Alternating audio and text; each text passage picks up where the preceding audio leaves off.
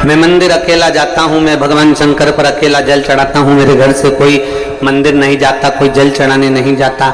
इसके लिए आप क्या कहेंगे? हमारा उन बच्चों से कहना है कि तुम ये मत सोचो कि तुम्हारा पड़ोसी मंदिर जाता है कि नहीं जाता, तुम ये मत सोचो कि तुम्हारे घर के लोग मंदिर जाते हैं कि नहीं जाते। मेरा बेटियों से निवेदन है, तुम ये कभी मत विचार लाना कि तुम्हारी सहेली शंकर जी के मंदिर जाती कि नहीं जाती। कई बेटियों से बेटों से निवेदन है, तुम कभी अपने मन में ये नहीं लाना कि तुम्हारे दोस्त भगवान के मंदिर जाते हैं कि नहीं जाते। परिवार में रहने वाले व्यक्तियों से निवेदन है, तुम कभी अपने मन में ये मत लाना कि तुम्हारी देवरानी, तुम्हारी जेठानी, तुम्हारी सास, तुम्हारा ननन मंदिर जाती है कि नहीं जाती। तुम अकेले भगवान शंकर के ऐसे भक्त हो जिसको भगवान शिखर तक और सिंहासन तक लेकर जाना चाहता है। शिखर तक भी वो ले जाना चाहता है और सिंहासन तक भी वो ले जाना चाहता है। आप अकेले नहीं जा सकते, आप सामूहिकता में सबके साथ नहीं जा सकते, अकेले जाना, अकेले। तो वो एक लाइन पहले गुनगुनाते थे, शायद आप लोगों ने भी गुनगुनाई होगी, एकला चलो एकला चलो एकला चलो, अकेले।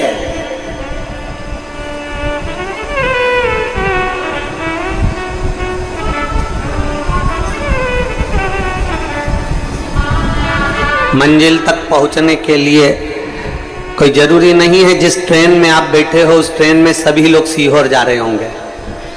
कोई भोपाल भी जा रहा होगा, कोई इंदौर भी जा रहा होगा, कोई जिसके जहां मर्जी होगी वहां जा रहा होगा। कोई जरूरी नहीं कि सभी सीहोर के स्टेशन पर उतर जाएंगे, पर आपकी मंजिल सीहोर है,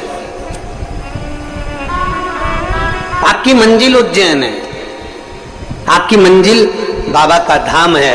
इसलिए आप यहाँ उतर गए और उतरने के बाद आपने विचार करा कि मैं अब मेरे को कुबेरेश्वर धाम तक जाना है, कौन मेरे साथ जाएगा, कौन मेरे पास में आएगा, कौन मेरे साथ में जाने वाला है, कौन मुझे कुबेरेश्वर धाम तक पहुंचाने वाला है। तब उस जगह पर जो तुमने भगवान देवादिदेव महादेव को एक लोटा जल चढ़ाया है, तब कोई नहीं आएगा, तब तुम्हारा हाथ पकड़कर महादेव तुम्हें कुबेरेश्वर धाम तक ले जाए। बोल बम का नारा है, सारी समस्या का हल। तो तुम्हारी मंजिल तक तुम्हें अकेले चलना, अथक प्रयास के साथ, बहुत मेहनत के साथ चलना।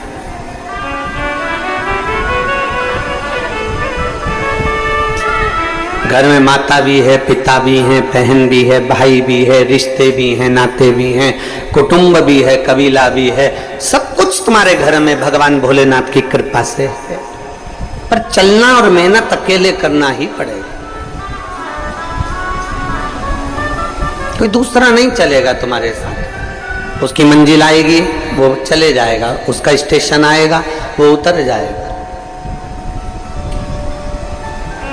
एक सतगुरु का जो काम होता है ना, एक गुरु का जो काम होता है, गुरु का सबसे बड़ा काम होता है आपको राह दिखाना, आपको मंजिल तक रास्ता बता देना। पर इतना जरूर याद रखो कि गुरु रास्ता बतला देगा, गुरु राह दिखा देगा, पर गुरु आपके साथ पैदल पैदल चलकर या गाड़ी में बैठकर आपके साथ में मंजिल तक नहीं जाएगा।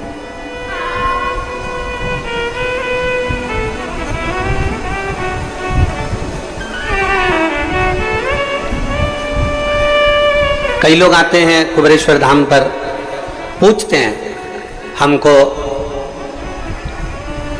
उज्जैन जाना है महाकाल बाबा के दर्शन करने के लिए। ट्रेन आती है, सुबह 10 बजे भी मिलेगी, 11 बजे भी मिलेगी, शाम को भी मिलेगी, रात्रि को भी मिलेगी। आराम से उज्जैन जाओ, बाबा का दर्शन करो। मेरे महाकाल राजा का खूब श्रृंगार का दर्शन, कुछ भस्म का दर्शन, भस्म आरती का दर्शन, मेरे बाबा के सुंदर हरिओम जल का दर्शन खूब प्रेम से करो। फिर कोई काम में लगा हुआ व्यक्ति और उससे कोई कह दे कि साहब मुझे उज्जैन जाना है, क्या मैं उज्जैन जा रहा हूं, क्या तुम मेरे साथ उज्जैन चल रहे हो? तो वो कहेगा देखो हमने मार्ग बता दिया, ट्रेन का समय बता दिया, बस का समय बता दिया, तुम्हें होटल का नाम बता दिया, धर्मशाला का नाम बता दिया, एड्रेस पूरा बता दिया। अब चलना किसको है?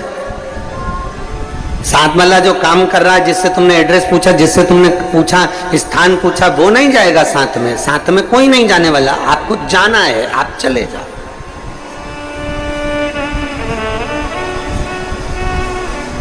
आपको जाना है, आप वहां तक चले जाओ।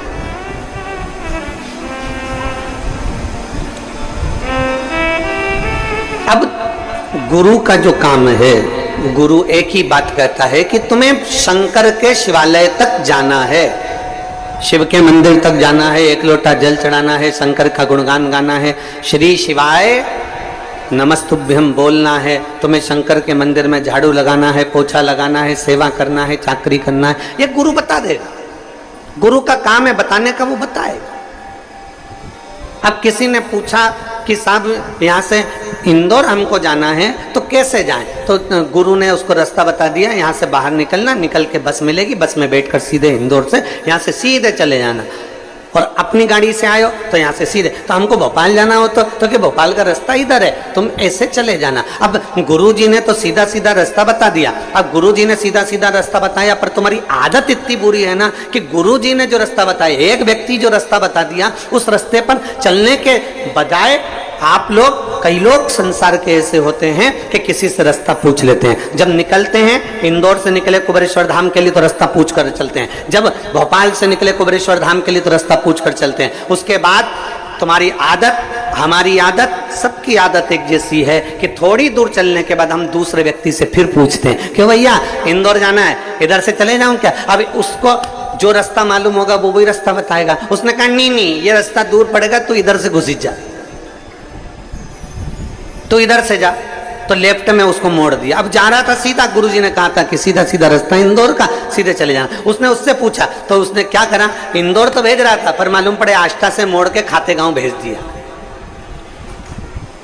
अब खाते गांव में पहुंच गए तो फिर वहां पर पूछा कि भैया हमको इंदौर जाना है, तो के उसने जो दूसरा मिला था ना उसने भी किया था, कहीं मत पूछना, यहां से सीधे सीधे निकल जा, इंदौर का रास्ता मिल जाएगा, हाईवे मिलेगा, टच हो जाएगा, निकल जाएगा। अब वहां पहुंचा तो वहां जाके पूछ लिया क्यों भैया हमें इंदौर जाना है? तो उसने कहा नहीं, तुम इंदौर जाना था तो वहीं से आष्टा से सीधे क्यों नहीं चले गए, तुम तो गड़बड़ आ गए। तो क्या आ ही गए हो तो एक काम करो, इधर से लेफ्ट मुड़ना, लेफ्ट से फिर राइट मुड़ना, राइट से फिर लेफ्ट मुड़ना, लेफ्ट से फिर राइट मुड़ना, और राइट मुड़ने के बाद एक बड़ा सा रोड आएगा, उससे सीधा पकड़ लेना। उसने लेफ्ट गया, राइट गया, राइट गया, लेफ्ट गया, सब कुछ करा और आगे पहुंचा। पहुंचते पहुंचते मालूम पड़े एक गाँव में और पहुंच गया। फिर मैं पूछा क्यों भैया हमें इंदौर जाना है? फिर उसने रास्ता बताया।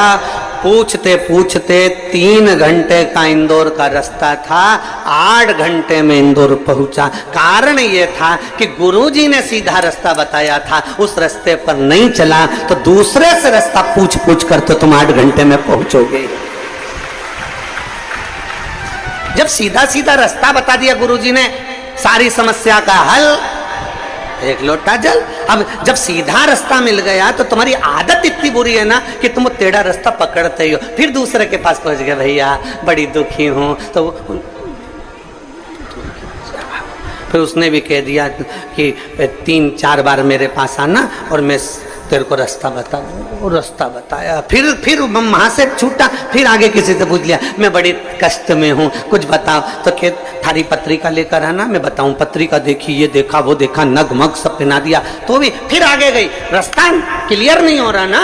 और जो गुरु बोला सीधा सीधा रास्ता बता दिया, एक रास्ता बता दिया कि कहीं मत जाना, बस केवल लोटा उठाओ, शंकर के दरवाजे पहुंच जाओ, तुम्हारा जीवन सार्थक हो जाए।